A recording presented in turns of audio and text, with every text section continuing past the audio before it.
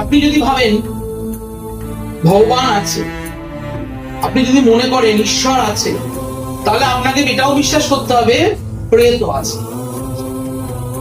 কারণ মানুষের শরীরেই তো নেগেটিভ পজিটিভ দুটো এনার্জি আছে, তাহলে গোটা জগৎ সংসারে কেন থাকবে না? এবার আমার ক্ষেত্রে আমি নিজের অনেক প্রমাণ আছে, তার মধ্যে একটি কথা বলছি। একটি ছেলে আমার কাছে এসেছিল, তার উপরে সম্পূর্ণরূপে প্রেত তার সারা শরীরে চালনা হচ্ছে। সে যখনই কোনো কাজ করতে বসছে তার শরীর ভারী হয়ে যাচ্ছে, তার মনে হচ্ছে তার পা থেকে মাথা অব্দি কেউ একজন উঠছে। তার বাড়ির লোক হাউ হাউ করে কাঁদতে আমার কাছে এসেছিল গত বছর কালী পুজোর সময়।